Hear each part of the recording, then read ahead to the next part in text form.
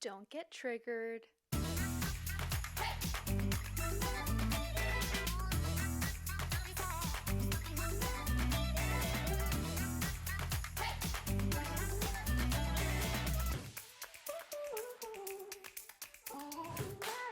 So, this isn't a political episode, and I'm not trying to make a political statement. I feel like people have forgotten a concept called nuance. You know how people say love is blind or I was blinded by love? I definitely feel like it happens with hate too. Melania has haters up the wazoo. Because we all love to hate her, I think it's easy to overlook some things that we can learn as well. So just hear me out, okay? The reason why I relate to her is because she shows that there are a lot of us who don't end up with Mr. Big. Like sometimes we end up with Mr. Big Ego or Mr. I act like a big baby.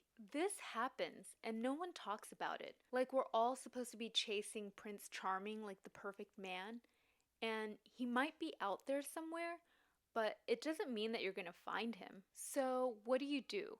First of all, let me just tell you a cautionary tale about Dora Maar. So Dora Maar is one of Pablo Picasso's most famous muses. He's done numerous portraits of her. Like the most famous one is called The Weeping Woman, and he usually depicted her as this really anguished woman, which she hated. In fact, she said, "All of his portraits of me are lies. Those are Picasso's. Not one of those is Dora Maar." Like he projected onto her. So anyway, at the time he was in a relationship with another woman named Marie-Therese Walter. And he created this really toxic love triangle between them. And he was really mean and fucked up and cruel. Like he made them fight for his affection. The straw that broke the camel's back was when he left Dora Maar for a younger woman named Françoise Gillot. And actually, when I think of it now, it's really hard for me to appreciate his work. She was hysterical. Like, imagine having your heart gouged out. She had a nervous breakdown and she was found naked and just wailing on the doorstep, to the point where they had to get her committed to an institution and they had to administer electroshock therapy on her, which was illegal at the time. And Picasso felt so guilty that he ended up buying a house for her, and she was living there basically as a recluse. Here's something to keep in mind. People who manipulate you can never truly be happy. Knowing that should give you some peace. And thankfully, the story had a more positive turn because she ended up outliving him by decades and never stopped creating art. She lost her footing for a few years, and I think that this happens because you get destroyed when you forget who you are and you forget what you're worth. Which goes back to my point about Melania. So one of the interviews that I go back to from time to time was when Larry King interviewed her in 2005 as a newlywed.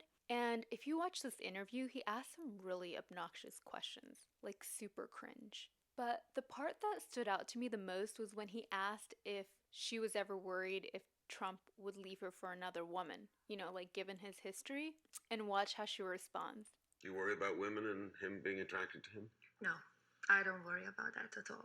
You worry about I know who I am, and if a man doesn't want to be with me or I don't want to be with a man, goodbye and good luck. That's right. I know who I am. If a man doesn't want to be with me, then goodbye and good luck. Like, wow. Usually we see stories of women losing it when they discover that their husband was having an affair. Like, it's this whole, like, don't fuck with me attitude. But this is the complete antithesis of that. This is about knowing your worth, protecting your peace, and letting go. But also, how much do we love the hand swat?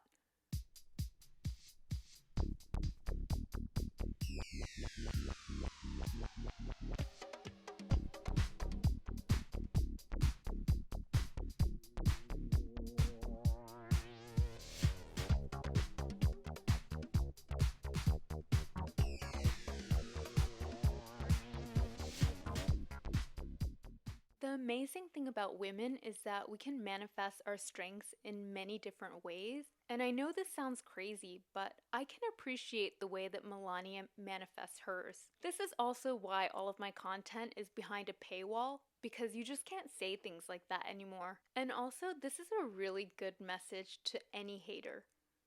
I'm very strong. People, they don't really know me.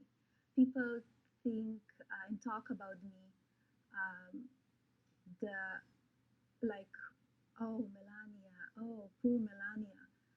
Don't feel sorry for me. Don't feel sorry for me. I can handle everything. And for this, for people talking like that, I would suggest to them to look themselves in the mirror and to look at their actions and to take care of their own families.